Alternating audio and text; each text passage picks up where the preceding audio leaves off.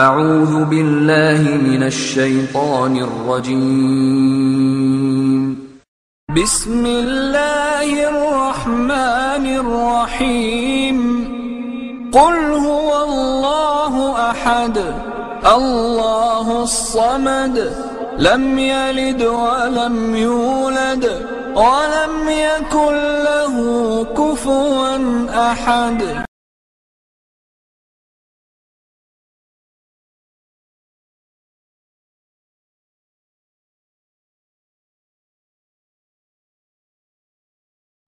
إن الحمد لله نحمده ونستعينه ونستغفره ونعوذ بالله من شرور أنفسنا ومن سيئات أعمالنا من يهده الله فلا مضل له ومن يضلل فلا هادي له وأشهد أن لا إله إلا الله وحده لا شريك له وأشهد أن محمدًا عبده ورسوله صلى الله عليه وعلى آله وصحبه أجمعين أما بعد. بسم الله الرحمن الرحيم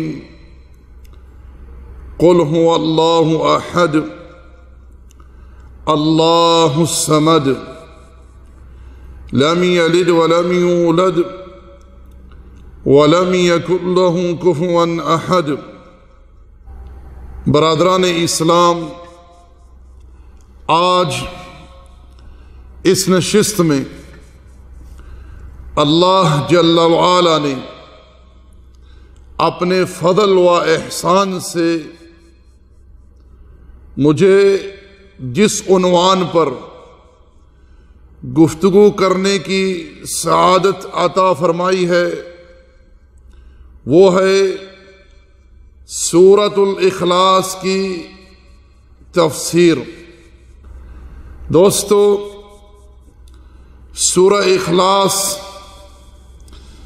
ترتیب کے حساب سے قرآن مجید کی 112 نمبر سورت ہے.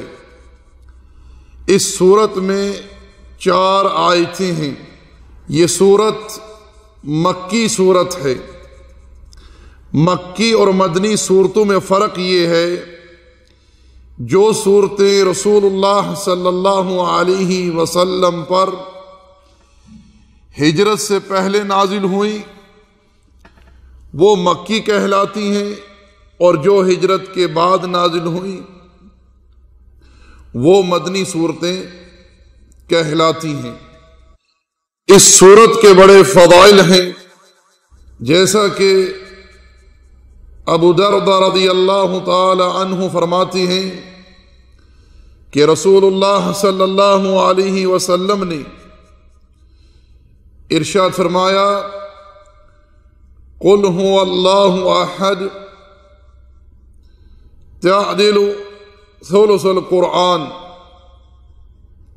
کہ یہ سورت 1/3 قرآن ہے کے برابر ہے. قرآن مجید کے اندر 3 طرح کے علوم ہیں، بیان ہیں: توحید کا، احکام کا اور قصص. یعنی جو شخص اس سورت کی تلاوت کرے اسے 1/3 قرآن کے برابر اجر عطا کیا جائے گا.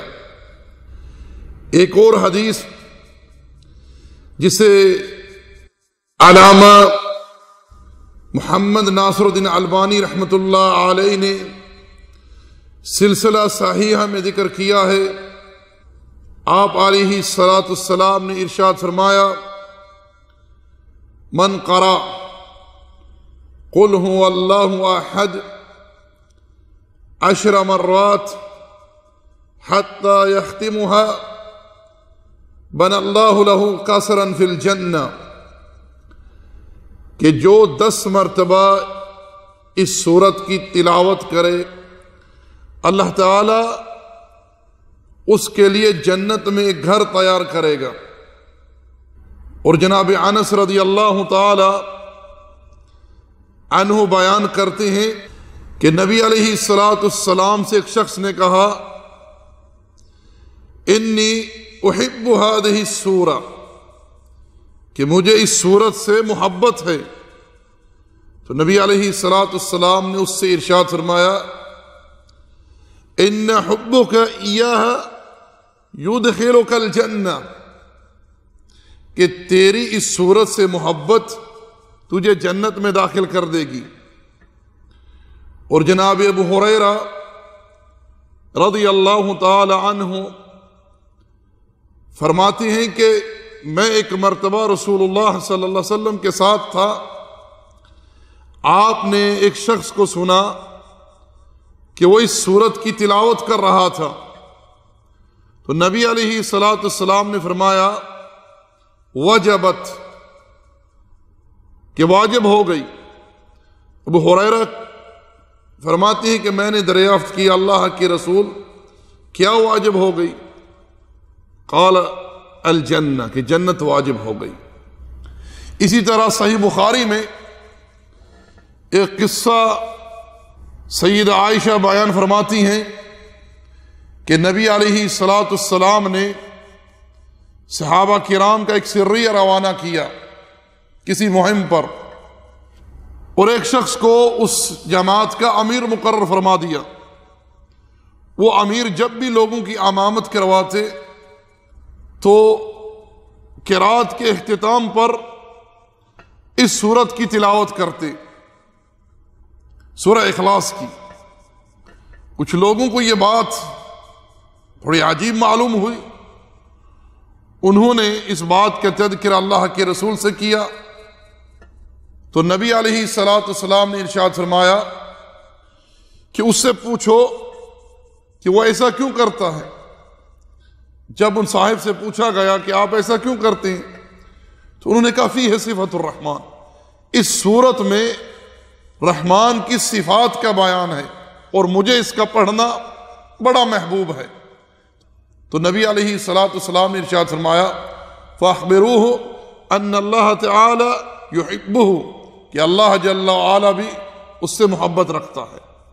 اس سورت کی محبت، اس کا پڑھنا، اس پر ایمان رکھنا اور بارہا اس کی تلاوت کرنا، یہ اللہ تعالیٰ کی محبت کا موجب ہے، جنت میں داخلے کی ضمانت ہے. نبی علیہ السلام خود اس سورت کی قرات کا بڑا اہتمام فرماتے. اب اندازہ کریں کہ نبی محترم صلی اللہ علیہ وسلم جب فجر کی دو رکعت سنتیں ادا کرتے تو پہلی رکعت میں آپ علیہ السلام سورہ کافرون کی تلاوت کرتے اور دوسری رکعت میں آپ علیہ السلام قل هو اللہ احد کی تلاوت کرتے. اسی طرح جب آپ علیہ السلام مغرب کی 2 رکعت سنت ادا کرتے فردوں کے بعد، پہلی رکعت میں سورہ کافرون کی تلاوت کرتے اور دوسری میں سورہ اخلاص کی. اسی طرح نماز وتر میں جب آخری رکعت وتر ادا کرتے تو اس میں آپ علیہ السلام اس عظیم سورت کی تلاوت فرماتے.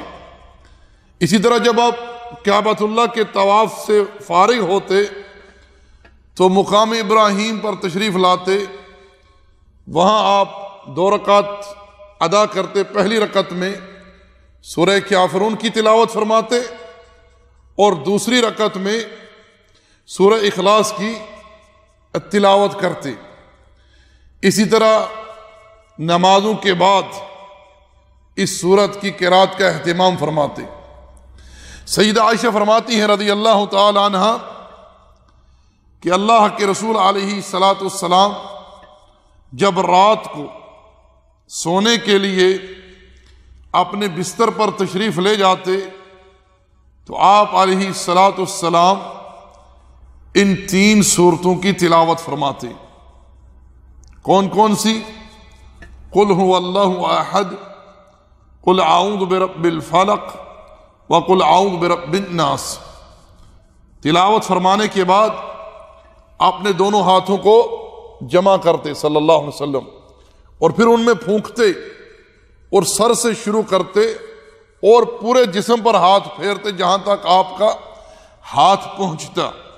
سید عائشہ فرماتی ہیں رضی اللہ تعالی عنہ کہ جب آپ بیمار ہوئے، بیماری نے شدت پکڑی، تو میں ان صورتوں کی تلاوت کر کے آپ کے ہاتھوں پر پھونک کر، یعنی نبی علیہ الصلوۃ والسلام کے ہاتھوں پر پھونک کر آپ کے جسم پر پھیرتی۔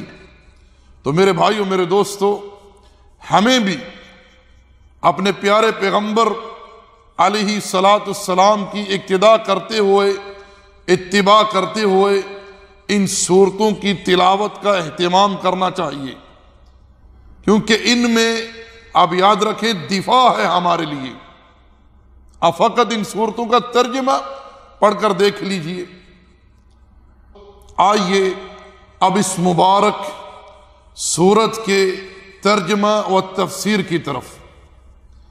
میں ترجمے اور تفسیر میں داخل ہونے سے پہلے آپ لوگوں کو یہ بتلا دوں کہ جب سرزمین مکہ میں نبی محترم علیہ الصلوۃ والسلام لوگوں کو توحید کا پیغام سنا رہے تھے، لوگوں کو یہ دعوت دے رہے تھے کہ لوگوں اللہ جل وعلا پر ایمان لاؤ اور اس ایک اللہ ہی کی خالص عبادت کرو، اس وقت کفار مشرکین نے آپ سے یہ دریافت کیا، پوچھا کہ جس رب پر ایمان لانے کی آپ ہمیں دعوت دے رہے ہیں اس کا نسب بیان کیجئے۔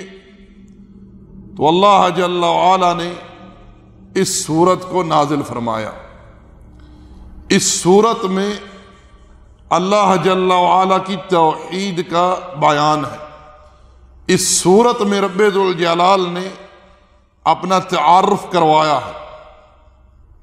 یہ سورت خالص ہے اللہ جل وعلا کے بیان کے لیے، اسی لیے اس سورت کو یہ شرف حاصل ہوا کہ اس کا نام سورہ اخلاص رکھا گیا۔ اللہ جل وعلا نے خطاب فرمایا ہے امام الانبیاء سے، ارشاد فرمایا قل، خطاب ہے رسول اللہ سے، لیکن مخاطب پوری انسانیت ہے، تمام جنات ہیں، ملائکہ ہے۔ قل کہہ دیجئے، اس بات پر مکمل اعتقاد رکھتے ہوئے حتمی طور پر اس بات کا اعلان کر دیجئے، هو اللہ احد، کہ وہ اللہ ایک ہے، وہ جل وعلا تنہا ہے، وحدانیت اس کی ذات اقدس میں منحصر ہے، وہ ہر قسم کے کمال میں احد اور منفرد ہے، جو تمام تر اسماء حسنہ، صفات عالیہ جلیلہ مقدسہ کا مالک ہے، جس کی کوئی مثال نہیں، جس کی کوئی نظیر نہیں جل وعلا کی۔ قل، آپ کہہ دیجئے، اعلان کر دیجئے کہ اللہ ایک ہے، وہ تنہا ہے، یکتا ہے جل وعلا۔ اللہ جل وعلا نے موسیٰ علیہ السلام کو خطاب کرتے ہوئے ارشاد فرمایا اننی انا اللہ لا الہ الا انا فاعبدنی، کہ میں ہی اللہ ہوں، میں ہی معبود حق ہوں، میری ہی عبادت کرو۔ اسی طرح اللہ جل وعلا نے سورۃ الانبیاء میں ارشاد فرمایا وَمَن يَقُلْ مِنْهُمْ إِنِّي إِلَٰهٌ مِّن دُونِهِ فَذَلِكَ نَجْزِيهِ جَهَنَّمَ كَذَلِكَ نَجْزِي الظَّالِمِينَ، ان میں سے، ملائکہ میں سے، انبیاء میں سے، اولیاء میں سے، شہداء میں سے کوئی یہ کہے کہ میں اللہ کے سوا معبود ہوں، رب ذوالجلال فرماتا ہے ہم اسے جہنم کا عذاب دیں گے، اور کیا ہی برا ٹھکانہ ہے اور کیا ہی بری جزا ہے ان ظالموں کے لیے جو اس قسم کا دعویٰ کرے۔ دوستو، اس جملے میں وہ اللہ احد، کہ وہ اللہ ایک ہے، تنہا ہے، دراصل رد ہے مشرکین پر، کفار پر، یہود و نصارہ پر اور تمام تر گروہ باطلہ پر جو اللہ کی خلق کو اللہ کا ہمسر اللہ کے مقابلے میں پوچھتے ہیں، اللہ جل وعلا کی ذات اقدس کا جز قرار دیتی ہیں، جیسا کہ اللہ جل وعلا نے نصرانیوں کے بارے میں ارشاد فرمایا انہیں نصیحت کرتے ہوئے، یا اہل الکتاب لا تغلوا فی دینکم ولا تقولوا علی اللہ الا الحق، اے اہل کتاب یہود و نصارہ دین میں غلو مت کرو، دین میں غلو مت کرو۔ ہمیں یہ خبر کیوں بتلائی جا رہی ہے، یہ بیان ہمیں کیوں سنایا جا رہا ہے کہ اس لیے امت محمد صلی اللہ علیہ وسلم تم خبردار ہو جاؤ، غلو کی روش پر نہ چلنا، جو جس کا مقام ہے اسے اسی مقام پر رہنے دو۔ کسی شخص کو چاہے وہ فرشتہ ہو، نبی ہو، ولی ہو، امام ہو، محدث ہو، شہید ہو، جو جس کا مقام ہے اسے اسی مقام پر رہنے دینا۔ نبی محترم صلی اللہ علیہ وسلم نے کیا ارشاد فرمایا؟ لا تطرونی کما اطرت النصارى عیسیٰ ابن مریم، میری شان میں تجاوت مت کرنا، میری شان میں غلو مت کرنا۔ ایسا نہ ہو کہ جس روش پر نصرانی چلے، جیسے انہوں نے ابن مریم کی شان میں غلو کیا، تم ایسا نہ کرنا۔ فرمایا انی عبد اللہ، میں اللہ کا بندہ ہوں، فقولوا عبد اللہ ورسولہ، مجھے کہو میں اللہ کا بندہ اور اس کا رسول ہوں، مجھے میری شان سے آگے مت بڑھانا۔ اور نبی علیہ الصلوۃ والسلام نے فرمایا تھا کہ لوگوں غلو سے باز رہنا، غلو سے باز رہنا، کیونکہ جو پہلے لوگ ہلاک ہوئے ہیں وہ اس غلو ہی کی وجہ سے ہوئے ہیں کہ انہوں نے انبیاء کی، اولیاء کی، صالحین کی شان میں غلو کیا۔ اور نبی صلی اللہ علیہ وسلم فرمایا انی انہاکم عن ذلک، میں تمہیں ایسا کرنے سے منع کرتا ہوں۔ اللہ جل وعلا نے فرمایا وَلَا تَقُولُوا عَلَى اللَّهِ إِلَّا الْحَقِّ، اللہ پر بات کہو مگر حق، حق کے سوا اللہ کی طرف کوئی بات منسوب نہ کرو۔ اور یہاں وہ لوگ بھی اس بات کو کان کھول کر سن لیں جو اللہ جل وعلا کی صفات میں تعطیل، تحریف، ان چیزوں سے کام لیتے ہیں، کیونکہ تحریف یا تعطیل یہ کرنا اللہ کے بارے میں وہ بات کہنی ہے جو اللہ نے اپنے لیے پسند نہیں کی، جو اللہ نے اپنے متعلق نہیں کی، یہ بغیر علم کے بات کرنا ہے اللہ کے بارے میں۔ انما المسیح عیسی ابن مریم رسول اللہ وکلمتہ القاہ الی مریم وروح منہ، مسیح علیہ السلام کون ہے؟ فرمایا کہ وہ مریم کا بیٹا ہے، مریم کا بیٹا ہے، اللہ کا رسول ہے، وَكَلِمَتُهُ، اور اللہ کا کلمہ ہے، جسے اللہ جل وعلا نے کلمہ کن سے پیدا فرمایا۔ عیسیٰ کلمہ کن نہیں ہے، کیونکہ کلمہ کن اللہ کی صفت ہے، بلکہ وہ کلمہ کن سے پیدا کیے گئے ہیں، وَرُوحٌ مِّن، اور اس سے پھونکی ہوئی روح ہیں، اللہ کی طرف سے پھونکی ہوئی روح ہیں۔ یہ تشریفاً اللہ نے روح کی نسبت اپنی طرف کی ہے، جیسا کہ ناقۃ اللہ یا کعبۃ اللہ، بیت اللہ، یہ تشریفاً نسبت اللہ جل وعلا کی طرف سے ہے۔ اس تعلق سے ایک حدیث میں آپ کو بتلا دوں جو کہ صحیح بخاری وغیرہ میں ہے، فائدے سے خالی نہ ہوگی۔ عن عبادۃ ابن صامت رضی اللہ عنہ ان النبی صلی اللہ علیہ وسلم قال من شہد ان لا الہ الا اللہ وحدہ لا شریک لہ، کہ جو بندہ، پیارے پیغمبر فرما رہے ہیں علیہ الصلاۃ والسلام، جو بندہ اس بات کی گواہی دے کہ اللہ کے سوا کوئی معبود حق نہیں، وہ تنہا ہے، اس کا کوئی شریک نہیں۔ وَأَنَّ مُحَمَّدٌ عَبْدُهُ وَرَسُولُهُ۔ اور سے سنو مسلمانوں، نبی محترم کیا کہہ رہے ہیں صلی اللہ علیہ وسلم، اور بے شک محمد اللہ کے بندے اور اس کے رسول ہیں۔ اللہ کے رسول نے عبدیت کو رسالت پر مقدم ذکر کیا کہ اللہ کے بندے اس کے رسول ہیں۔ وَأَنَّ عِيسَى عَبْدُ اللَّهِ وَرَسُولِهِ وَكَلِمَتُهُ أَلْقَاهَ إِلَى مَرْيَمَ رُوحٌ مِّنْهُ۔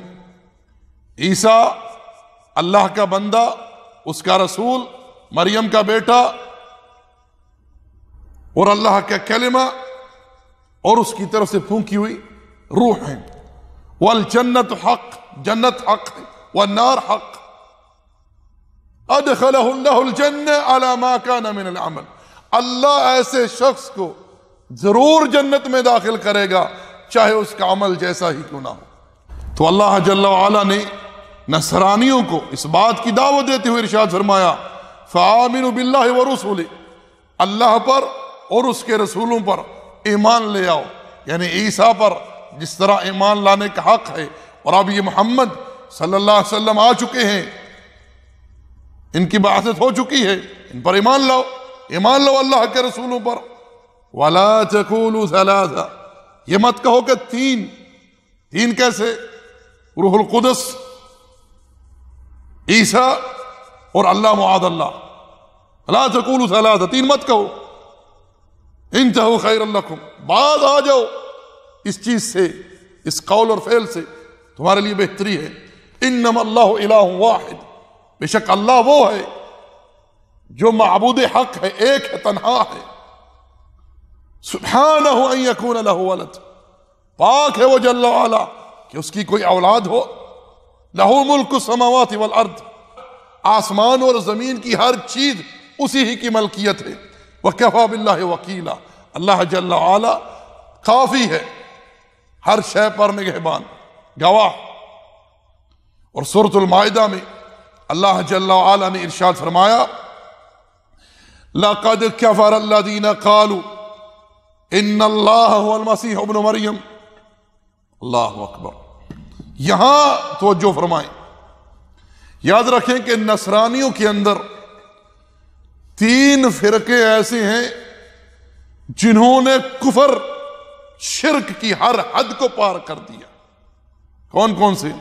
ملکیہ، یا پر تشدید ہے، شد ہے، اور یعقوبیہ، اور تیسرا نستوریہ۔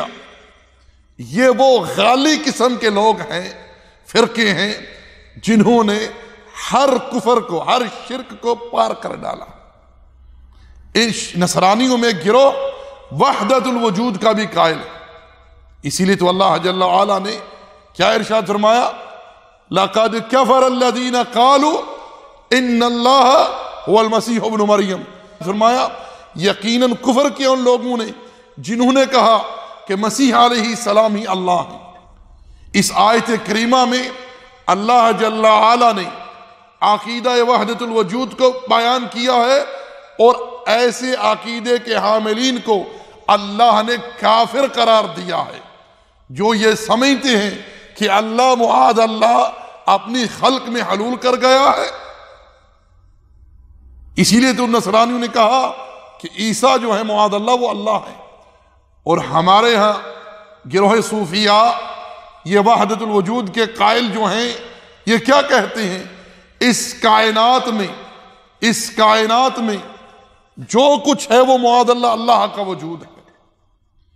کئیوں نے تو یہاں تک کہہ دیا قاتلہم اللہ ان یؤفکون، چاچڑ ونگ مدینہ ڈسے کوٹ مٹھن بیت اللہ، ظاہر دے وچ پیر فریدن، باطن دے وچ اللہ معاذ اللہ۔ ایک اپنے پیر کو کہتا ہے اس میں مجھے رب دکھتا ہے، اور ایک نے کہا وہی جو مستوی تھا عرش پر خدا ہو کر اتر پڑا مدینے میں مصطفیٰ ہو کر، اور ایک خبیث کہتا ہے علی اللہ، علی جل جلالہ، نعوذ باللہ من ذالک۔ اور میرے بھائیو، اس بات کو اچھی طرح سن لیں، سمجھ لیں، اگر کوئی شخص اللہ وحدہ لا شریک کو چھوڑ کر کسی اور ہستی کے بارے میں یہ نظریہ رکھتا ہے، یہ عقیدہ رکھتا ہے کہ نعوذ باللہ یہ اللہ ہے یا یہ معبود ہے یا اللہ اس میں حلول کر گیا ہے، ایسا انسان کافر ہے، ایسا انسان کافر ہے۔ یعنی جو شخص علی کو اللہ کہے، پیر کو رب کہے، محمد رسول اللہ صلی اللہ علیہ وسلم کو اللہ کہے، الہ کہے، یا ان ہستیوں کو صفات الہی سے متصف کرے، جو صفات، جو شان، جو عظمت، جو کبریائی اللہ جل وعلا کے لیے مختص ہے، وہ ان کے لیے ثابت کرے، ایسا انسان بھی کافر ہے، ایسا انسان بھی کافر ہے۔ اللہ جل وعلا نے ارشاد فرمایا لَقَدْ كَفَرَ الَّذِينَ قَالُوا إِنَّ اللَّهَ وَالْمَسِيحُ ابْنُ مریم، یقیناً کفر کیا، یقیناً کافر ہو گئے ایسے لوگ جنہوں نے کہا کہ مسیح اللہ ہے۔ وَقَالَ الْمَسِيحُ يَا بَنِي إِسْرَائِيلَ اعْبُدُوا اللَّهَ رَبِّي وَرَبَّكُمْ إِنَّهُ مَن يُشْرِكْ بِاللَّهِ فَقَدْ حَرَّمَ اللَّهُ عَلَيْهِ الْجَنَّةَ وَمَأْوَاهُ النَّارُ وَمَا لِلظَّالِمِينَ مِنْ أَنصَارٍ۔ اور کہا مسیح علیہ السلام نے، اے بنی اسرائیل، اللہ کی عبادت کرو جو رب ہے میرا اور تمہارا۔ یاد رکھو، جس نے بھی اللہ کے ساتھ شرک کیا، اور شرک میں یہ قسم جو ہے جو یہاں بیان ہو رہی ہے، یہ سب سے غلیظ اور گندی قسم۔ فرمایا کہ جس نے بھی اللہ کے ساتھ شرک کیا، اللہ نے ایسے مشرک کے لیے جنت کو حرام قرار دے دیا، اس کا ٹھکانہ آگ ہے، وہاں اس کا کوئی مددگار نہ ہوگا۔ اور اللہ مالک نے ایک جگہ ارشاد فرمایا وَجَعَلُوا لَهُ مِنْ عِبَادِهِ جُزْءًا إِنَّ الْإِنسَانَ لَكَفُورٌ مُبِينٌ۔ یہ لوگ اللہ کے بندوں کو، اللہ کی خلق کو، مخلوق کو اس کی ذات کا جز قرار دیتے ہیں۔ یقیناً اس قسم کا عقیدہ رکھنے والے لوگ کھلم کھلے کافر ہیں۔ اور میں یہاں بتلاتا چلوں، جو لوگ یہ کہتے ہیں یا اس قسم کا عقیدہ رکھتے ہیں کہ رسول اللہ صلی اللہ علیہ وسلم نور من نور اللہ ہیں، آپ اللہ کے نور سے، اللہ کی ذات اقدس کے نور سے تخلیق کیے گئے ہیں، پیدا کیے گئے ہیں، تو یہ لوگ اس آیت کی روشنی میں کھلم کھلے کافر ہیں، کیونکہ انہوں نے اللہ کی ذات کا جز قرار دیا ہے رسول اللہ صلی اللہ علیہ وسلم کو۔ اور یاد رکھیں، جو لوگ اللہ جل وعلا کی جو خصوصیات ہیں، صفات ہیں، ان سے غیروں کو متصف کرتے ہیں، یہ لوگ بھی اپنے عقیدے کی، اپنے منہج کی خیر منا لیں۔ دوستو، آپ لوگوں نے سنا ہوگا، مشاہدہ کیا ہوگا کہ آج کل ایک گروہ ایسا بھی ہے، ان کے سامنے اگر نبی علیہ السلام کے لیے کوئی کلمہ موت استعمال کرے، یا وہ جن عقائد کے حامل ہیں ان عقائد کا انکار کرے، تو کہتی ہیں کہ یہ گستاخ رسول ہے۔ یہ کیا ہے؟ یہ گستاخ رسول ہے، یہ رسول اللہ صلی اللہ علیہ وسلم سے محبت نہیں کرتے، یہ نبی کو نہیں مانتے، یہ نبی کی شان میں جو ہے وہ تنقیص کرتے ہیں۔ میں کہنا چاہوں گا کہ نبی علیہ السلام کے لیے کلمہ موت نہ استعمال کرنا، اس میں کون سی شان ہے بتلائیے ذرا۔ در حقیقت یہ لوگ نبی صلی اللہ علیہ وسلم اور دیگر لوگوں کو، بزرگوں کو ان اوصاف سے متصف کرنے کی کوشش کرتے ہیں جو اوصاف، جو صفات، جو شان شایان ہیں اللہ جل وعلا کی۔ اب اللہ کی صفت ہے حی لا یموت، حی لا یموت، جو زندہ رہنے والا ہے، اسے کبھی موت نہیں، بلکہ وہ جل وعلا زندگی اور موت کا مالک ہے۔ یحیی و یمیت، جسے چاہتا ہے زندگی دیتا ہے، جسے چاہتا ہے موت دیتا ہے۔ اب یہی صفات یہ لوگ اللہ کے رسول علیہ السلام کی طرف منسوب کرتے ہیں کہ آپ پر موت نہیں آئی۔ اب قرآن کہہ رہا ہے انک میت وانہم میتون، آپ پر موت آئے گی اور ان پر بھی موت آئے گی۔ موت کا لفظ اللہ نے استعمال کیا ہے، کل نفس ذائقۃ الموت، ہر نفس کو موت کا ذائقہ چکھنا ہے۔ کل من علیہا فان ویبقى وجہ ربک ذو الجلال والاکرام، کل شیء ہالک الا وجہہ۔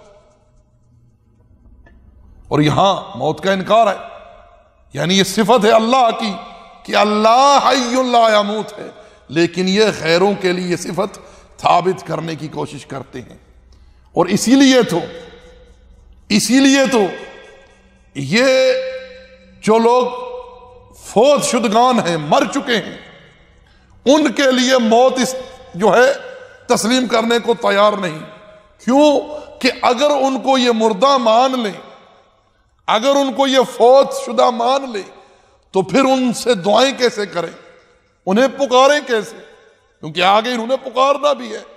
ایک نعرہ لگاتے یا علی مدد، ایک امام مسجد کو رب کعبہ کی قسم ہے، میں نے مسجد میں سنا دعا یوں کرتے ہوئے، یا رسول اللہ انظر احوالنا، اے اللہ کے رسول ہمارے احوال کو دیکھیے۔ اب مجھے بتلائیے یہ شان ہے بیان ہو رہی، یہ محبت کا اظہار ہے۔ اسی طرح دیگر بزرگوں کو پکارتے ہیں، یا غوث المدد، یا علی مشکل کشا، یا معین الدین چشتی پار لگا دے میری کشتی۔ سمجھ لیجئے یہ ہستیاں جن کو یہ لوگ پکارتے ہیں، ان کے نام کی دعائیں دیتے ہیں، نظر دیتے ہیں، ان سے دعائیں کرتے ہیں، استغاثہ کرتے ہیں، استعانت کرتے ہیں، یہ لوگ ان ہستیوں کو اللہ جل وعلا کے مقابلے میں الہ تصور کرتے ہیں۔ یہ اللہ کو احد نہیں مانتے، یہ لوگ اللہ کو احد نہیں مانتے، کیونکہ رب ذوالجلال احد ہے، تنہا ہے، اپنی ذات میں تنہا ہے، اپنی الوہیت میں تنہا ہے۔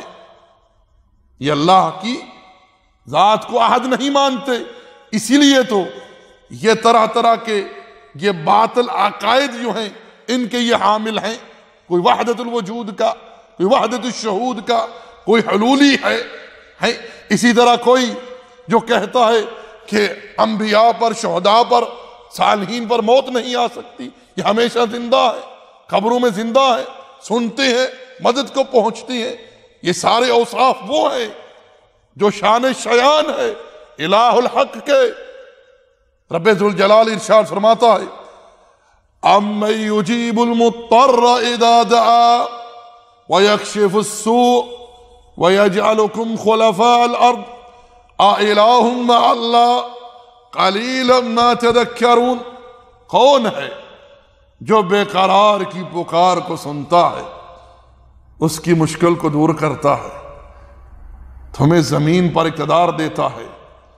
أَإِلَٰهٌ مَّعَ اللَّهِ، کیا اللہ کے سوا کوئی اور الہ، کوئی اور معبود ہے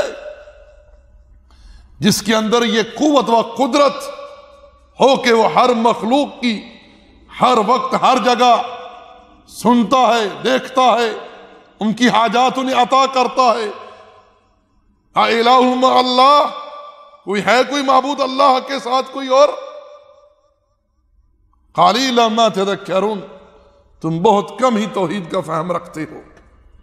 تو میرے بھائیو، میرے دوستو، اللہ جل وعلا تنہا ہے، یکتا ہے اپنی ذات اقدس میں، وہ اکیلا ہے، وہ اکیلا ہے۔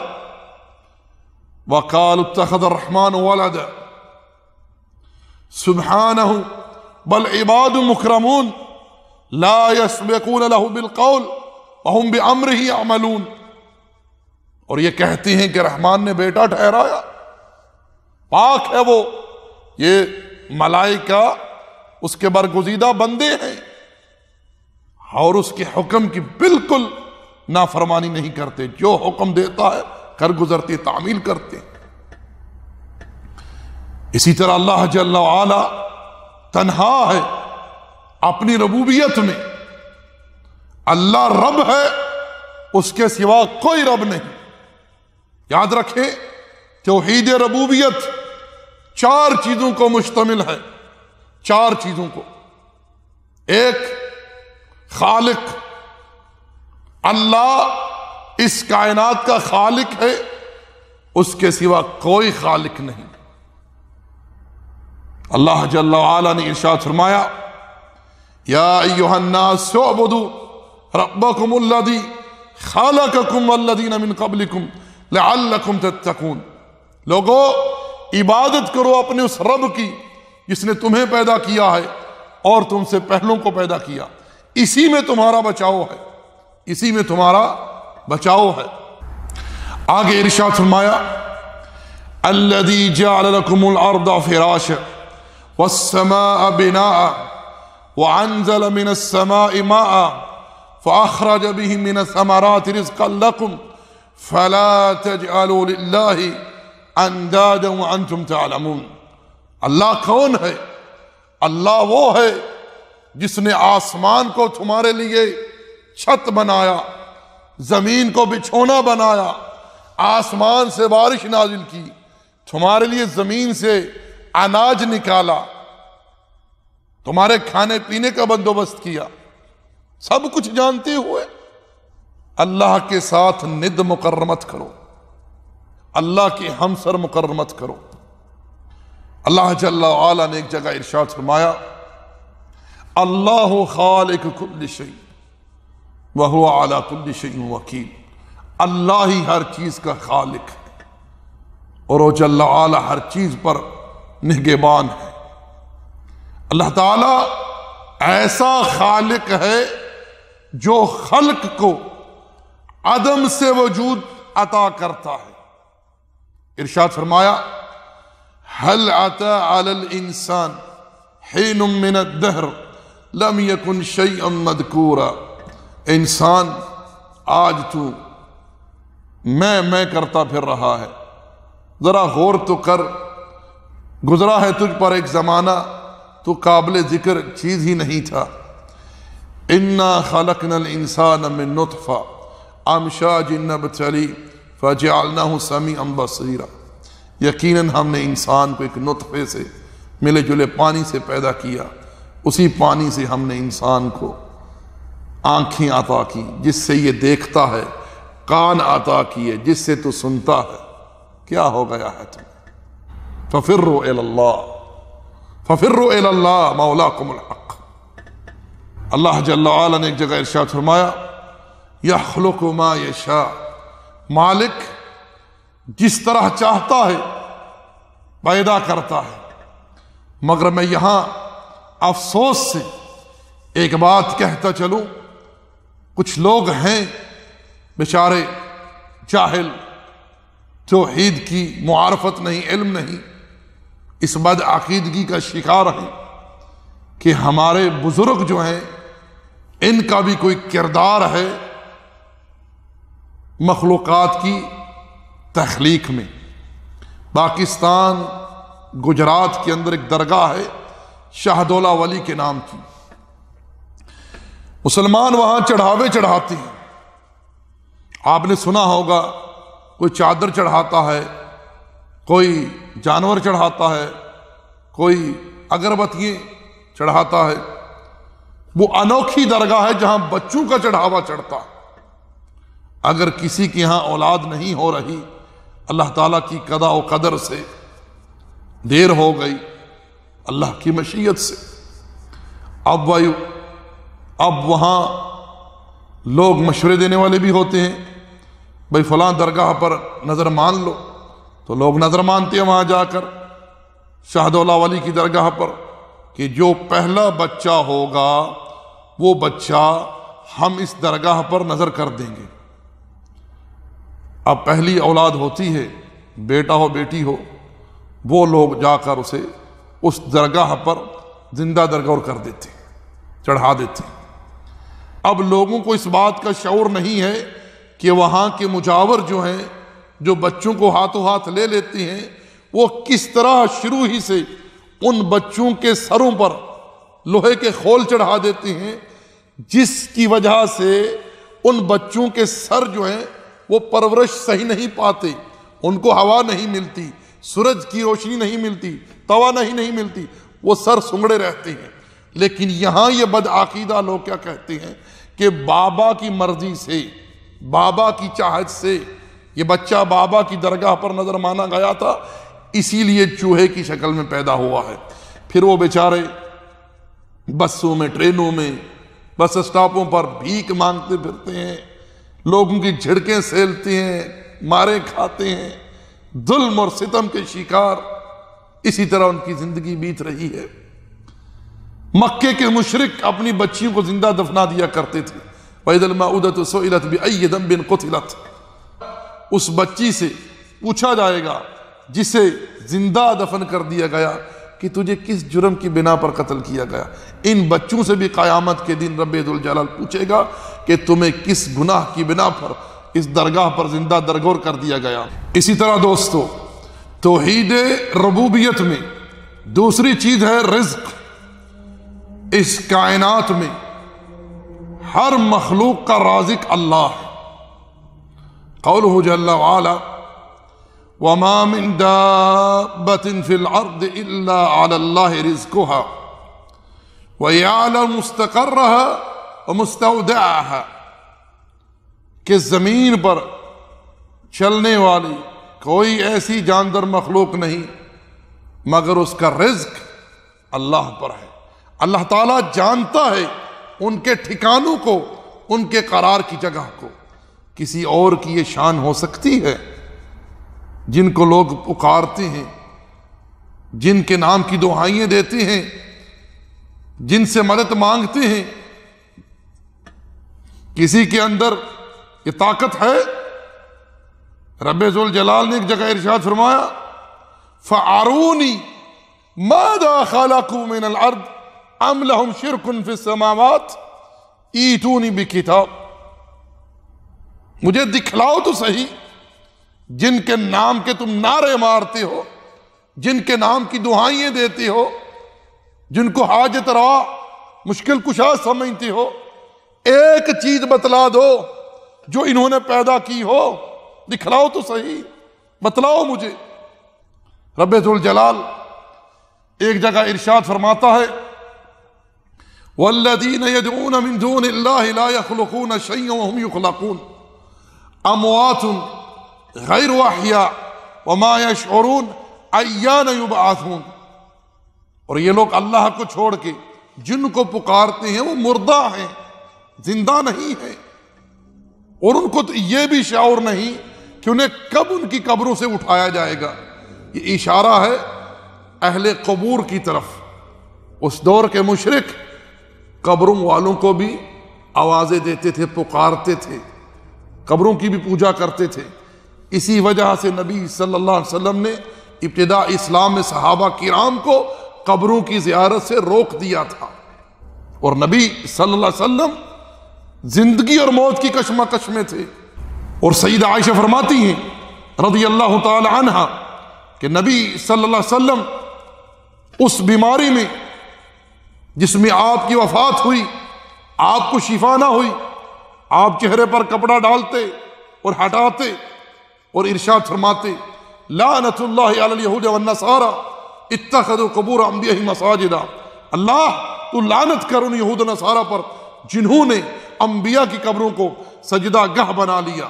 سیدہ عائشہ فرماتی ہے یحذر ما صنعوا، دراصل اللہ کے پیغمبر موت کے وقت اس بات کو بیان کر کے اپنی امت کو قبر پرستی کے شرک سے خبردار کرنا چاہتے تھے کہ کہیں میری یہ امت قبر پرستی کے شرک میں مبتلا نہ ہو جائے۔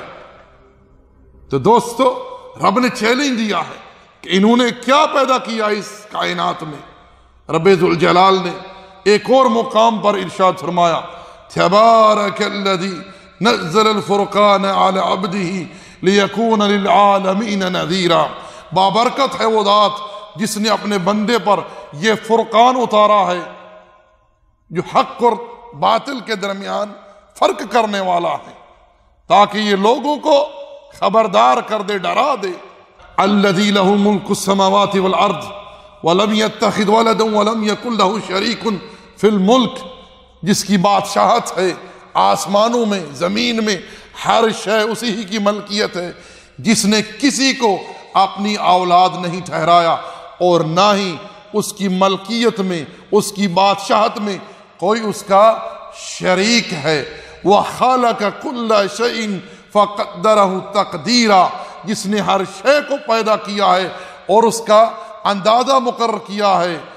وَاتَّخَذُوا مِن دُونِهِ آلِهَةً، اللہ کو چھوڑ کر انہوں نے ایسے معبود چنے ہیں لا يخلقون شيئا وهم يخلقون، وہ کچھ بھی پیدا نہیں کر سکتے بلکہ خود پیدا کیے گئے ہیں۔ ولا يملكون لانفسهم ضرا ولا نفعا، وہ بیچارے تو خود اپنی ذات کے لیے نفع یا نقصان کے مختار نہیں ہیں، اپنی ذات کے لیے نفع یا نقصان کا ان کو کوئی اختیار نہیں ہے۔ ولا يملكون موتا ولا حیات ولا نشورا، نہ زندگی کے مالک، نہ موت کے مالک، نہ مرنے کے بعد جی اٹھنے کے مالک، کسی چیز کا ان کے پاس اختیار ہے ہی نہیں۔ اللہ جل وعلا نے ایک اور مقام پر ارشاد فرمایا، یا ایہا الناس اذکروا نعمت اللہ علیکم، لوگو یاد کرو اللہ کی اس نعمت کو جو اللہ نے تم پر مقرر کی ہے۔ هل من خالق غیر اللہ یرزقکم من السماء والارض، کیا اللہ کے سوا کوئی اور رازق ہے جو تمہیں آسمان یا زمین سے رزق دیتا ہے؟ لا الہ الا ہو، اس کے سوا کوئی معبود حق نہیں۔ فأنا تؤفکون، تم کہاں بھٹک رہے ہو؟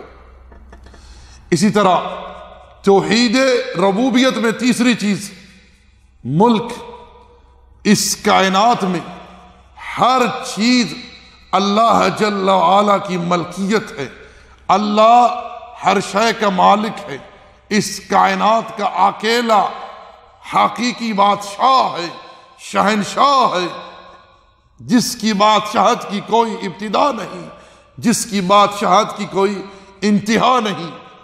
قولہ جل وعلا قل اللہم مالک الملک تؤتی الملک من تشاء وتنزع الملک ممن تشاء وتعز من تشاء وتذل من تشاء بیدک الخیر انک علی کل شیء قدیر۔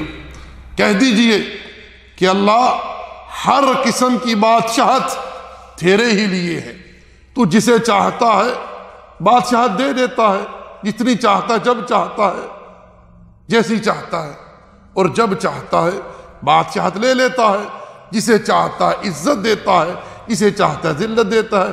انک علی کل شیء قدیر، بے شک اللہ تو ہر چیز پر قادر ہے۔ اور ایک مقام پر رب ذوالجلال نے ارشاد فرمایا، للہ ملک السماوات والارض یخلق ما یشاء، آسمان اور زمین کی بادشاہت اللہ ہی کے لیے ہے، جس طرح چاہتا ہے مالک پیدا کرتا ہے۔ یہب لمن یشاء اناثا ویہب لمن یشاء الذکور او یزوجہم ذکرانا واناثا، جسے چاہتا ہے بیٹے دیتا ہے، بیٹیاں دیتا ہے، جسے چاہتا ہے بیٹے اور بیٹیاں ملا کر دے دیتا ہے۔ وَيَجْعَلُ مَن يَشَاءُ عَقِيمًا، جسے چاہتا ہے عقیم بانجھ رکھتا ہے، اولاد دیتا ہی نہیں، کیوں؟ اِنَّهُ عَلِيمٌ قَدِيرٌ، وہ ہر شے کے جاننے والا اور ہر چیز پر قادر ہے جل وعلا۔ تو میرے دوستو، ہر چیز کی ملکیت کس کے لیے ہے؟ اللہ جل وعلا کے لیے۔ اللہ تعالیٰ کی بادشاہت ہر وقت، ہر آن، ہر جگہ، ہمیشہ کے لیے ہے۔ انسان کو بھی ملکیت ملتی ہے، وَمَا مَلَكَتْ أَيْمَانُكُمْ، تمہیں بھی ملکیت ملتی ہے، لیکن یہ ملکیت محدود ہے، عارضی ہے۔ انسان کی روح جب جسم سے نکلتی ہے تو اس کی بادشاہت، ملکیت، ہر چیز ختم ہو جاتی ہے۔ سب سے پہلے جو انسان سے چیز سلب ہوتی ہے اس کا نام ہوتا ہے، جس نام کی وجہ سے وہ معاشرے میں متعارف ہوتا ہے، لوگ اس کو جانتے ہیں۔ نام کی جگہ لوگ کیا کہتے ہیں؟ میت۔ کیا کہتے ہیں؟ میت۔ تو میرے بھائیو، میرے دوستو، ایمان رکھیے کہ ہر قسم کی بادشاہت کس کے لیے ہے؟ اللہ کے لیے۔ وہی اکیلا اس کائنات کا بادشاہ ہے۔ توحید ربوبیت میں چوتھی چیز تدبیر، امر۔ اس کائنات میں ہر قسم کی تدبیر اللہ جل وعلا فرماتا ہے۔ الا لہ الخلق والامر، مخلوق اس کی اور حکم بھی اسی کا ہے۔ مشرکین مکہ بھی اس بات کو سمجھتے تھے۔ اللہ جل وعلا نے رسول اللہ صلی اللہ علیہ وسلم سے ارشاد فرمایا، ان سے پوچھو وَمَن يُدَبِّرُ الْأَمْرَ، پوری کائنات کے معاملات کون بناتا ہے؟ فَسَيَقُولُونَ اللہ، یہ کہیں گے اللہ۔ تو میرے بھائیو، میرے دوستو، جب خالق اللہ، رازق اللہ، مالک اللہ، مدبر اللہ، تو پھر کسی اور کے سامنے ہم کیوں جھکیں؟ کیوں ہاتھ پھیلائیں؟ کیوں جھولی پھیلائیں؟ کیوں کسی اور سے استعانت، استغاثہ، استعاذہ کریں؟ الیس اللہ بکاف عبدہ، کیا اللہ اپنے بندوں کے لیے کافی نہیں ہے؟ ومن یتوکل علی اللہ فہو حسبہ، جو ایک اللہ پر توکل کرتا ہے اللہ اس کے لیے کافی ہو جاتا ہے۔ اللہ جل وعلا تنہا ہے، یکتا ہے، اکیلا ہے، اپنی الوہیت میں اس کے سوا کوئی معبود حق نہیں، وہی ہر قسم کی عبادت کے لائق ہے۔ اسی ہی نے جنوں اور انسانوں کو اپنی عبادت کے لیے پیدا کیا ہے۔ قالہ جل وعلا وما خلقت الجن والانس الا ليعبدون، وقالہ تعالی وما ارسلنا من قبلك من رسول الا نوحی الیہ انہ لا الہ الا انا فاعبدون، اور نہیں بھیجا ہم نے آپ سے پہلے کوئی رسول ایسا مگر اس کی طرف یہی وحی کی کہ اللہ معبود حق ہے، اس کے سوا کوئی معبود نہیں، اور وہی ہر قسم کی عبادت کا مستحق ہے۔ اور ایک دوسرے مقام پر اللہ جل وعلا نے ارشاد فرمایا، شاہد اللہ انہ لا الہ الا ہوا والملائکہ واولو العلم قائما بالقسط لا الہ الا هو العزیز الحکیم، اللہ اس بات پر گواہ ہے کہ اس کے سوا کوئی معبود حق نہیں۔ تمام فرشتے، تمام اہل علم اس بات پر گواہ ہیں کہ اللہ کے سوا کوئی معبود حق نہیں، اور وہیں اکیلا الہ ہے، زبردست حکمت والا جل وعلا۔ اور اللہ جل وعلا نے اپنے نبی سے کہلوایا، قل اعلان کر دیجئے، اِنَّا صَلَاتِي، بے شک میری نماز، ہر قسم کی نماز، فرد ہو، سنت ہو، نفل ہو، ہر قسم کی نماز، اور نماز کے اندر جو ارکان ہیں، سجود، رکوع، قیام، تلاوت، استغفار، تسبیحات، تمام وظائف کس کے لیے ہیں؟ اللہ کے لیے۔ وہ نسک کی، میری قربانی، ہر قسم کی قربانی، جان کی، مال کی، نفس کی، ہر قسم کی قربانی کس کے لیے ہے؟ وَمَحْيَايَ وَمَمَاتِي، میرا جینا، زندگی کے اندر جو میں اعمال کروں کس کے لیے؟ اللہ کے لیے، اور مرتے وقت جو اعمال کروں، شہادت کی موت مروں کس کے لیے؟ اللہ کے لیے، لا شریک لہ، اس کا کوئی شریک نہیں۔ وَبِذَلِكَ أُمِرْتُ، اور اس بات کا اللہ نے مجھے حکم دیا ہے، وَأَنَا أَوَّلُ الْمُسْلِمِينَ، اور میں سب سے پہلے اپنے رب کا فرما بردار ہوں۔ اور ایک دوسرے مقام پر اللہ جل وعلا نے ارشاد فرمایا، إِنَّا أَعْطَيْنَاكَ الْكَوْثَرَ فَصَلِّ لِرَبِّكَ وَانْحَرْ، بے شک ہم نے آپ کو کوثر عطا کی ہے، آپ اپنے رب ہی کے لیے نماز پڑھیں اور قربانی کریں۔ تو میرے بھائیو، میرے دوستو، ہر قسم کی عبادت کا مستحق کون ہے؟ ایک اللہ۔ عبادت اس خلق پر اللہ جل وعلا کا حق ہے، جیسا کہ حدیث معاذ بن جبل رضی اللہ تعالی عنہ میں وہ بیان کرتے ہیں کہ رسول اللہ صلی اللہ علیہ وسلم نے مجھ سے ارشاد فرمایا، اتدری یا معاذ ما حق اللہ علی العباد وما حق العباد علی اللہ؟ قال قلت اللہ ورسولہ اعلم، قال حق اللہ علی العباد ان یعبدوہ ولا یشرکوا بہ شیئا، کہ اللہ جل وعلا کا اس کے بندوں پر حق ہے کہ بندے خالص اس کی عبادت کریں، اس کی عبادات میں کسی قسم کا شرک نہ کریں۔ جب بندے اس کی عبادت کریں، شرک نہ کریں، تو اللہ جل وعلا ایسے بندوں کو عذاب نہ دے۔ تو میرے بھائیوں، میرے دوستو، ایک مسلمان کا شیوا یہ ہونا چاہیے کہ اس کی ہر قسم کی عبادت، چاہے قولی عبادت ہو جس کا تعلق زبان سے ہے، چاہے قلبی عبادت ہو جن کا تعلق دل سے ہے، چاہے بدنی عبادت ہو جن کا تعلق جسم سے ہے، چاہے مالی عبادت ہو جن کا تعلق اموال سے ہے، ہر قسم کی عبادت خاص ہو کس کے لیے؟ ایک اللہ کے لیے، جل وعلا کے لیے۔ اسی طرح دوستو، اللہ جل وعلا تنہا ہے، اکیلا ہے، یکتا ہے اپنی اسماء و صفات میں، کوئی اس کا شریک نہیں، کوئی اس کا ہمسر نہیں۔ اللہ جل وعلا نے اپنے متعلق ارشاد فرمایا کہ اللہ جل وعلا غائب جاننے والا ہے، اس کے سوا کوئی غائب نہیں جانتا۔ قولہ تعالی قل لا يعلم من في السماوات والارض الغیب الا اللہ وما يشعرون ایان یبعثون۔ پیارے رسول علیہ السلام، آپ اس بات کا اعلان کر دیجئے کہ اللہ کے سوا نہ آسمانوں میں نہ زمین میں کوئی غائب نہیں جانتا۔ یہ تو اتنا بھی نہیں جانتے کہ ان کو کب ان کی قبروں سے اٹھایا جائے گا۔ اب اس آیت کو سننے کے بعد، اس کو پڑھنے کے بعد، جاننے کے بعد، اگر کوئی شخص یہ کہے کہ ما سوا اللہ کے کوئی اور ہستی بھی ہے جو غیب کا علم رکھتی ہے، تو کیا ایسا انسان اللہ کے قرآن کے ساتھ کفر کا مرتکب نہ ہوگا؟ رب نے کہلوایا ہے کہ اللہ کے سوا کوئی غائب نہیں جانتا۔ اور ایک جگہ اللہ تعالیٰ نے اپنے نبی کو خطاب کرتے ہوئے ارشاد فرمایا قل لا اقول لكم عندي خزائن الله ولا اعلم الغیب ولا اقول لكم انی ملک ان اتبع الا ما یوحى الی۔ کہہ دیجئے، اعلان کر دیجئے لوگو، میں تم سے نہیں کہتا کہ میرے پاس اللہ کے خزانے ہیں، میں گنج بخش نہیں ہوں اور نہ ہی میں غائب جانتا ہوں، میں تو اس چیز کی پیروی کرتا ہوں جو مجھ پر وحی کی جاتی ہے، میں کوئی فرشتہ بھی نہیں ہوں، میں تو اللہ کی وحی کی اتباع کرتا ہوں۔ جیسا کہ اللہ جل وعلا نے سورہ نجم میں ارشاد فرمایا وما ينطق عن الهوى ان هو الا وحی یوحى، ہمارے رسول کی گفتگو اللہ کی طرف سے وحی ہے۔ اور میں یہاں ایک بات کی وضاحت کرتا چلوں تو فائدے سے خالی نہ ہوگی۔ دوستو، اللہ جل وعلا نے نبی علیہ السلام کو امم سابقہ کے کچھ احوال یا آپ سے مخفی امور جن کی آپ کو خبر دی، یا قیامت تک رونما ہونے والے کچھ واقعات آپ کو بتلائے، یا محشر میں پیش آنے والے کچھ احوال آپ کو بتلائے، تو یہ اللہ تعالیٰ نے وحی کے ذریعے آپ کو بتلایا۔ جیسا کہ اللہ جل وعلا نے ارشاد فرمایا ذالک من انباء الغیب نوحیہ الیک، یہ غیب کی خبریں ہیں جو ہم آپ کی طرف وحی کر رہے ہیں، اور جو چیز بتلانے سے علم میں آئے وہ غیب نہیں کہلاتی۔ تو ایمان رکھیے کہ اللہ کے سوا کوئی غائب نہیں جانتا۔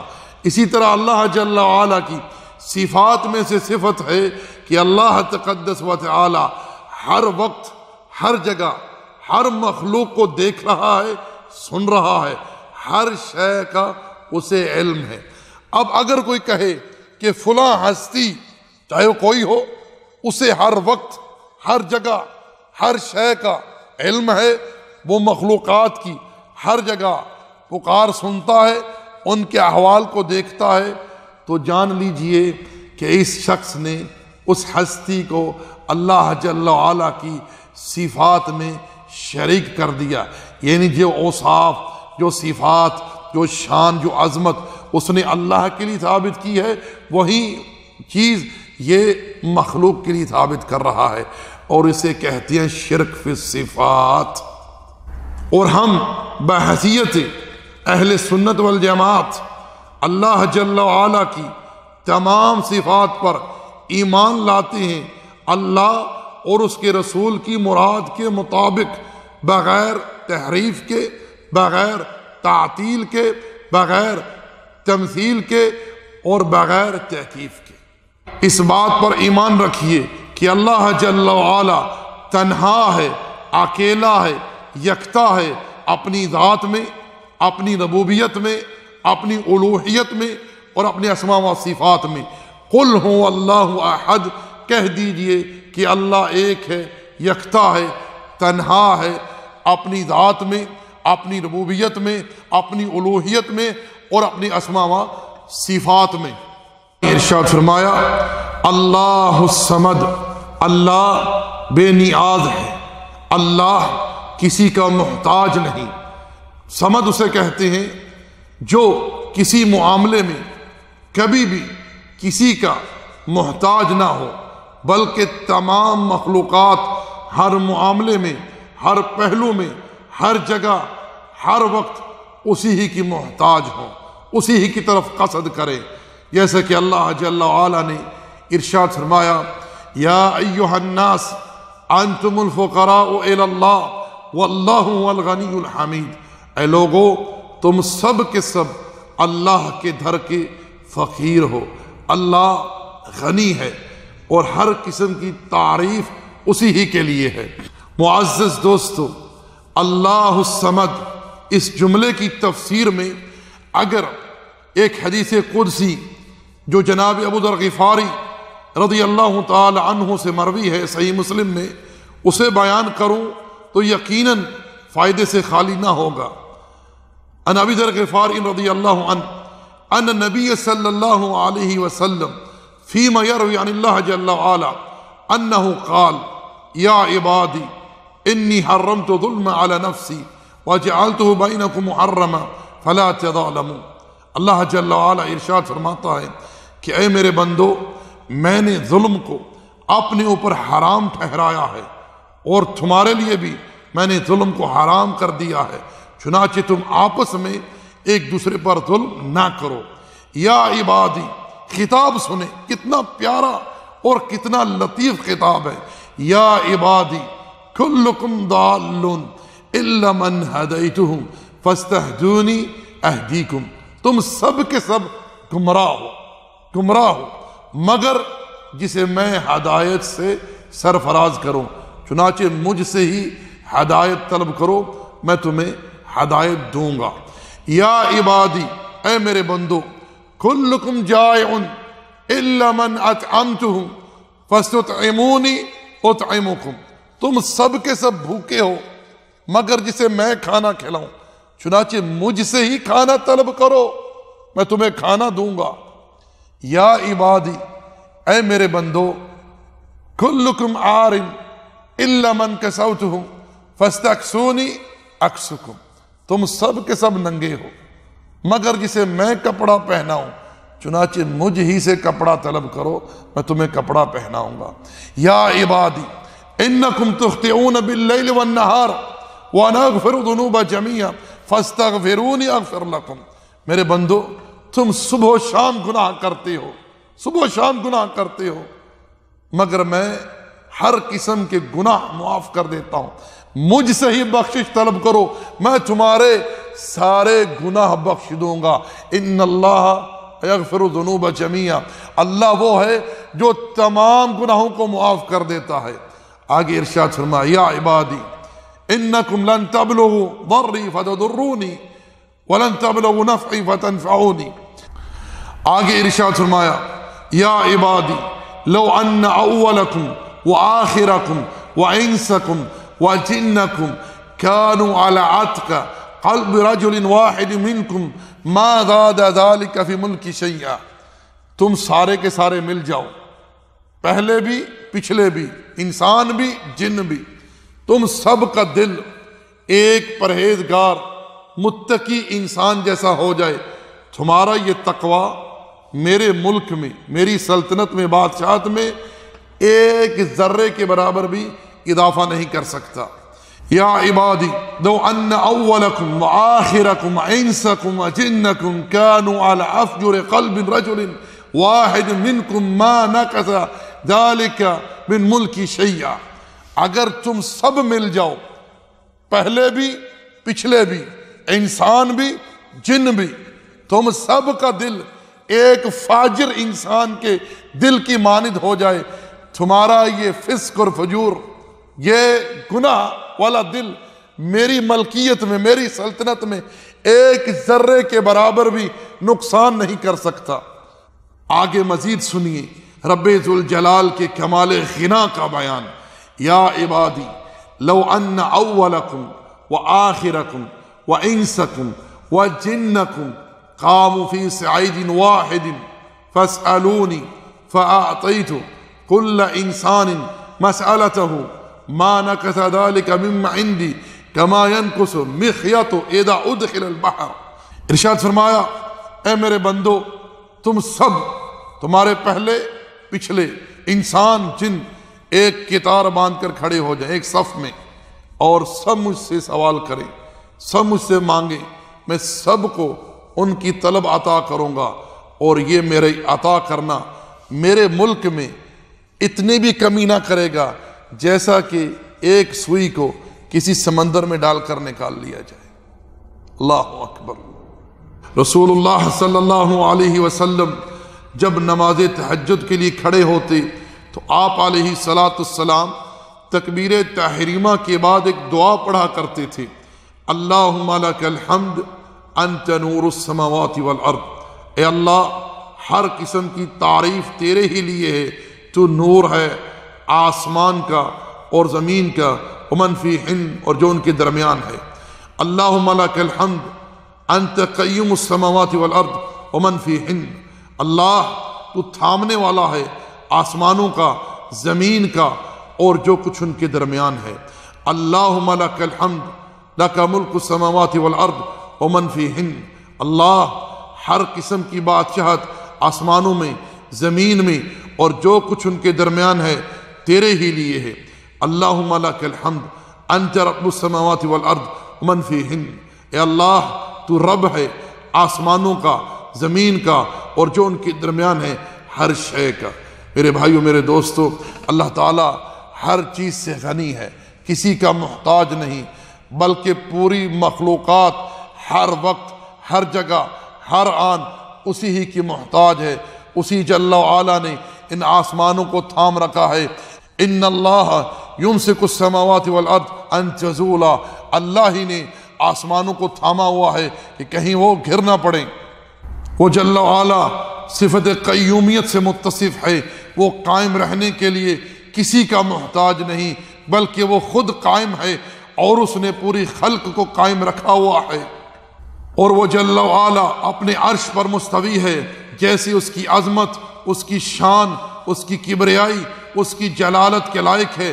ہم اس کیفیت کو نہیں جانتے، لیکن ہم ایمان رکھتے ہیں کہ ہمارا رب تقدس و تعالی اپنے عرش پر مستوی ہے جل وعلا، اور وہ عرش پر مستوی ہونے کے لیے کسی کا محتاج نہیں، نہ عرش کا، نہ ہی حاملین عرش کا۔ اس نے اپنی قدرت سے عرش کو اور حاملین عرش کو اٹھا رکھا ہے۔ تمام ملائکہ، جنات، انسان ہر وقت ہر چیز کے لیے اسی ہی کے محتاج ہیں جل وعلا کے۔ اور میں سمجھانے کے لیے ایک مثال دے دوں کہ آسمان زمین کے اوپر ہے، آسمان قائم رہنے کے لیے زمین کا محتاج نہیں۔ وَلِلَّهِ الْمَثَلُ الْأَعْلَى، اللہ جل وعلا کی مثال ہر شے سے بلند ہے۔ آگے اللہ جل وعلا نے ارشاد فرمایا، لم یلد ولم یولد، نہ اس نے کسی کو جنا ہے اور نہ کسی نے اسے جنا ہے۔ اللہ جل وعلا پاک ہے اولاد سے، جل وعلا پاک ہے باپ سے۔ یہاں رد ہے یہودیوں پر، عیسائیوں پر اور تمام مشرکین پر۔ اللہ تعالیٰ نے قرآن مجید میں عیسائیوں اور یہودیوں کے متعلق ارشاد فرمایا، وَقَالَتِ الْيَهُودُ عُزَيْرٌ ابْنُ اللَّهِ وَقَالَتِ النَّصَارَى الْمَسِيحُ ابْنُ اللَّهِ ذَلِكَ قَوْلُهُمْ بِأَفْوَاهِهِمْ يُضَاهِئُونَ قَوْلَ الَّذِينَ مِنْ قَبْلُ قَاتَلَهُمُ اللَّهُ أَنَّ يُؤْفَكُونَ۔ یہودی کہتے ہیں کہ عزیر اللہ کا بیٹا ہے، نصرانی کہتے ہیں مسیح اللہ کا بیٹا ہے۔ ارشاد فرمائیے ان کے منہ کی باتیں ہیں۔ اسی طرح کا قول ان سے پہلو نے کہا، اللہ انہیں غارت کرے جہاں یہ ملے۔ اور مشرکین مکہ اللہ کے فرشتوں کو اللہ کی بیٹیاں قرار دیا کرتے تھے۔ قوله تعالی وجعل الملائکۃ الذین هم عباد الرحمن اناثا اشہدوا خلقهم ستکتب شہادتهم ویسألون. ارشاد فرمایا کہ ملائکہ جو اللہ کے بندے ہیں، اللہ کے غلام ہیں، اللہ کے برگزیدہ ہیں، انہیں یہ مشرکین اللہ کی بیٹیاں ٹھہراتے ہیں. کیا یہ اس وقت موجود تھے جب ہم نے ملائکہ کو پیدا کیا؟ ان کی اس بات کو ہم نے لکھ لیا ہے، اور قیامت کے دن اس چیز کے بارے میں ان سے سوال ہوگا.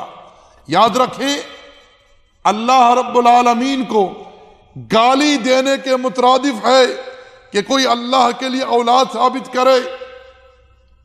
حدیث قدسی میں رب ذوالجلال ارشاد فرماتا ہے، ابو ہریرہ اس حدیث کے راوی ہیں، بیان کرتے ہیں کہ رسول اللہ صلی اللہ علیہ وسلم نے ارشاد فرمایا کہ رب ذوالجلال ارشاد فرماتا ہے کذبنی ابن آدم وما ينبغي له ان يكذبني وشتمنی ابن آدم وما ينبغي له ان يشتمني، کہ ابن آدم مجھے جھٹلاتا ہے حالانکہ اس کے یہ لائق نہیں، اسے یہ زیب نہیں دیتا کہ وہ مجھے جھٹلائے.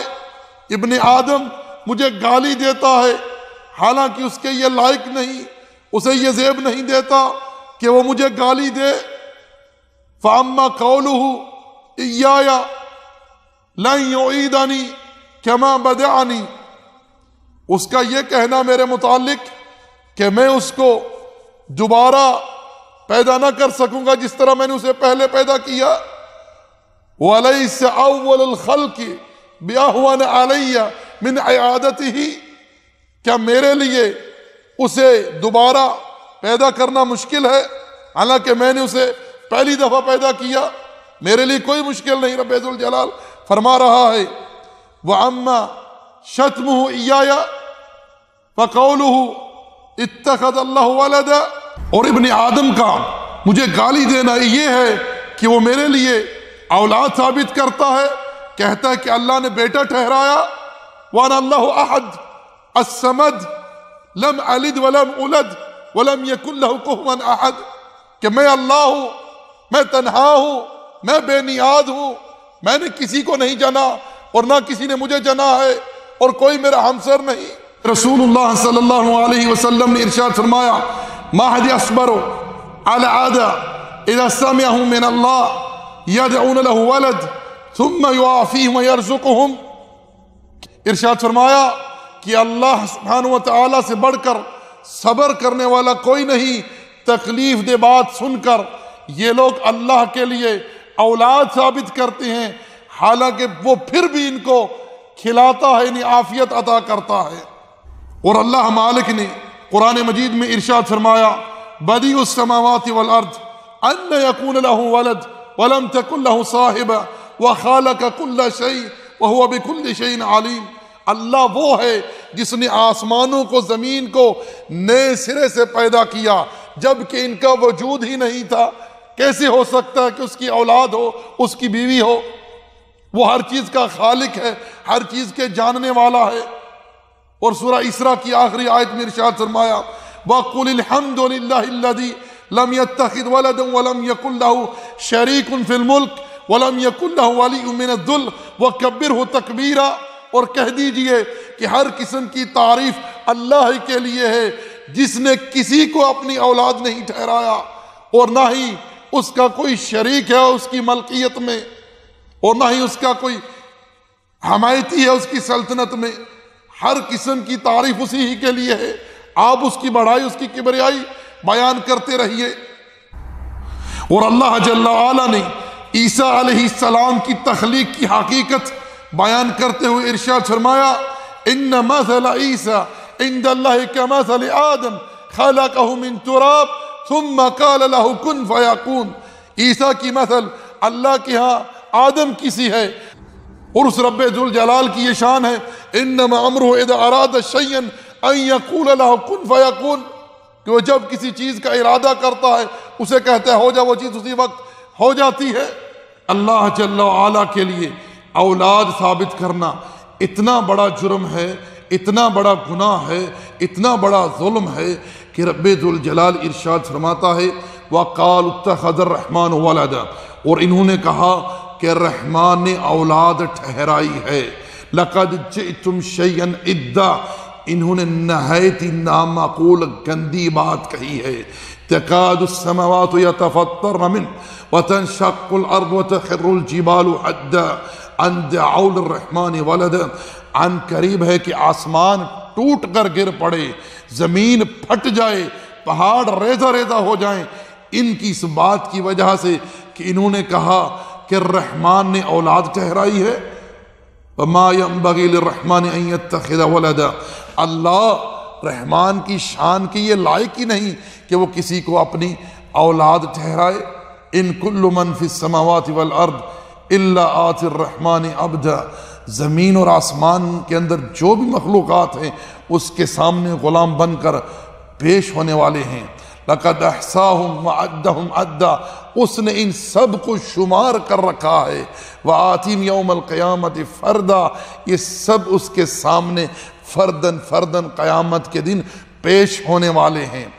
آگے ارشاد فرمایا وَلَمْ يَكُنْ لَهُ كُفُوًا أَحَدٌ، اور کوئی اس کا ہمسر نہیں. لَيْسَ كَمِثْلِهِ شَيْءٌ وَهُوَ السَّمِيعُ الْبَصِيرُ، کوئی اس کا مثل نہیں اور وہ سننے والا اور دیکھنے والا ہے.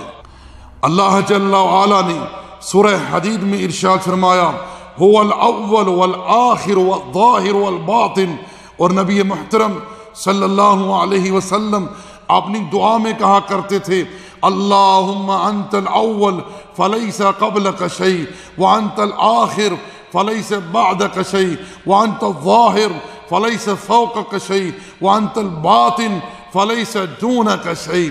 اور رب ذوالجلال نے سورہ حشر کی آخری آیات میں اپنی عظمت، اپنی کبریائی، اپنی جلالت کو بیان کرتے ہوئے ارشاد فرمایا هو اللہ الذی لا الہ الا ہو، وہی اللہ ہے جس کے سوا کوئی معبود حق نہیں. عالم الغیب والشہادہ، غائب کا جاننے والا اور ہر ظاہر کے جاننے والا. هو الرحمن الرحیم، رحم کرنے والا، بڑا مہربان. هو اللہ الذی لا الہ الا ہو، وہی اللہ ہے جس کے سوا کوئی معبود حق نہیں. الملک، بادشاہ، القدوس، ہر عیب سے پاک، السلام، سلامتی دینے والا، المؤمن، امن دینے والا، المہیمن، نگہبان، العزیز، غالب، الجبار، زور آور، المتکبر، بڑائی والا.